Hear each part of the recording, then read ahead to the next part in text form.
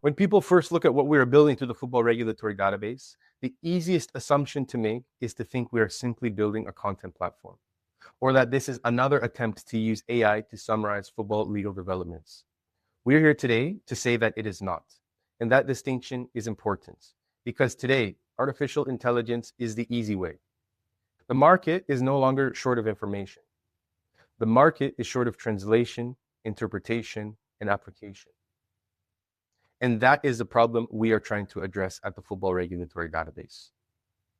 Because stakeholders who actually operate in this industry do not need more information for the sake of having information.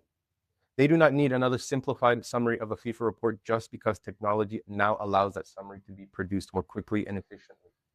They need that information to be translated into something practical, accessible, commercially relevant, and operationally useful for their businesses, law firms, and arbitration centers. That is a very different task. A law firm does not need a generic summary of a CAS award. A law firm needs to understand how a principle from that CAS award may affect their advisory work, their risk allocation, litigation strategy, regulatory positioning, and client development within football. A club does not need a surface-level explanation of the FIFA regulations on the status and transfer of players. A club needs to understand how Article 14 may be interpreted in a termination dispute before the Football Tribunal, how Article 17 may frame exposure in contractual conflicts, and how Annex 3 may interact with player registration issues, and how procedural realities before FIFA can affect timing, cost, squad planning, and financial exposure. An agent does not need an AI-generated overview of the FIFA football agent's regulations. An agent needs to know what the regulations mean in practice, how disputes may arise, how to structure their commission agreements, and how representation structures should be handled, how the market is evolving, and how intermediary activity, compliance, and enforceability looks from a practical standpoint. A federation or league does not need abstract regulatory commentary. It needs to understand how FIFA's governance and dispute resolution architecture operates in practice, how national systems can align with it, and where regulatory gaps can create reputational, structural, or economic consequences. An arbitration center does not need theory. It needs a clear pathway to alignment. It needs to understand how FIFA recognized dispute resolution structures work, how national dispute resolution chambers are framed, and what institutional conditions must exist to be taken seriously in professional football. That is why the Football Regulatory Database exists. The Football Regulatory Database was built on the view that the real value in this market is not access to the documents, it is the ability to convert specialized football regulatory material into useful intelligence for stakeholders who need to operate in and around global football. And that economy is not small. It is an industry where international transfer spending alone has exceeded $13 billion. It is a system governed by dense, specialized transnational rules. It is a space where law, regulation, governance, economics, labor, sporting strategy, and international dispute resolution all intersect. So when people ask what makes our work different, the answer is simple. The difference is that we know what to do with it. That is the philosophy behind our weekly case intelligence at the Football Regulatory Database.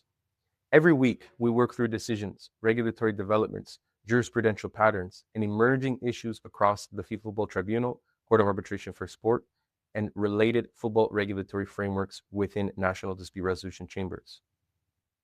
But we do not simply summarize these cases.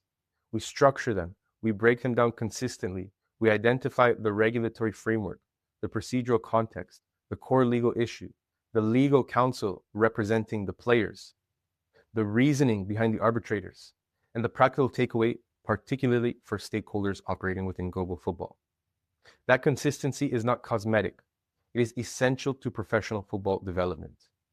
Because when you are building a serious intelligence product for lawyers, law firms, clubs, federations, investors, arbitration centers, and the wider stakeholder community, the question is not whether you can produce content once. The question is whether you can produce analysis in a format that can be relied upon week after week as a working tool. That is exactly why the structure of our case intelligence matters so much. It allows the work to become cumulative. It allows patterns to emerge. It allows a professional in the market not only to understand one case, but to begin understanding the system. And that is where the second part of this philosophy becomes important. Authentic intelligence comes first. It comes from building genuine internal capacity.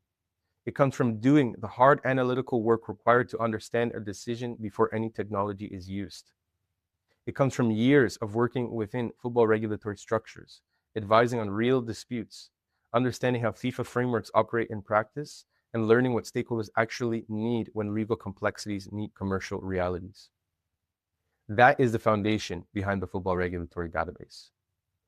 The artificial intelligence layer is not the expertise, it is the judgment. It is not the product, it is the tool that helps scale the product. In other words, artificial intelligence helps us disseminate, structure, and accelerate what has already been understood through authentic intelligence. It extends the value of real expertise. It does not replace it. That is where this distinction matters commercially. Because most AI-driven outputs on the market are still trapped at the level of extraction. They pull information from a source, condense it, and reproduce it into a digestible form. That may look efficient, but it does not necessarily create value for institutional stakeholders. In many cases, it simply creates more noise. The football regulatory database is not detached from practice. It is informed by the real demands of clients and the realities of the CONCACAF market. It exists because there is a serious capacity gap in this region when it comes to football regulatory expertise. And that gap is not just academic.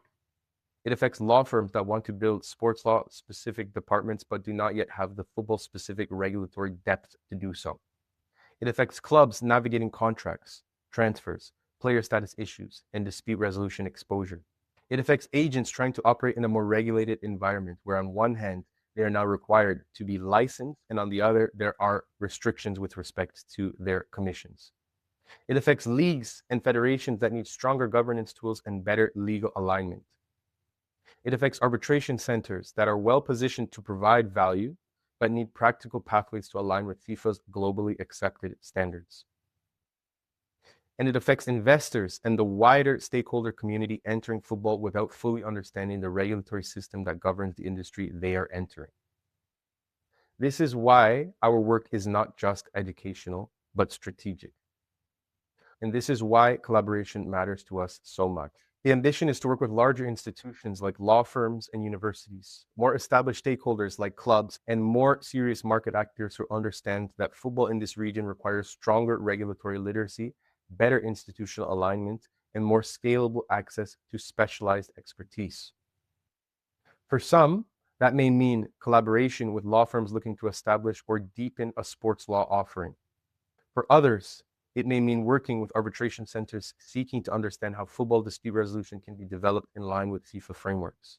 For federations and leagues, it may mean helping align governance and regulatory operations more closely with international practice. For clubs, it may mean building a better internal understanding of legal and regulatory risks on the international transfer market. And for the wider stakeholder community, it means access to a more serious, more disciplined, and more practical way of engaging with football's legal and regulatory system. That is why the football regulatory database exists. That is also why Pitchside Sports Consulting exists, and that is why we believe this work matters not only as content, but as infrastructure for a more sophisticated football industry within CONCACAF. If you are a law firm, lawyer, club, agent, federation, league, arbitration center, investor, or institutional stakeholder working within this space, and you understand that professional football is becoming more regulated, more technical, more commercially significant, then this is the conversation we look forward to building from. Because the information is already out there. The real question is who can translate it into value. That is where the football regulatory database steps in, and that is what we are building. For collaboration, strategic advisory, or to learn more about the football regulatory database and Pitchside Sports Consulting, feel free to contact us at pitchsidesportsconsulting@gmail.com, linked in the comments below. Follow and subscribe to the football regulatory database, where we provide weekly case breakdowns through our intelligence threads on Substack. And here you will find weekly breakdowns of FIFA CAS quarterly reports and key regulatory updates relevant to the global game.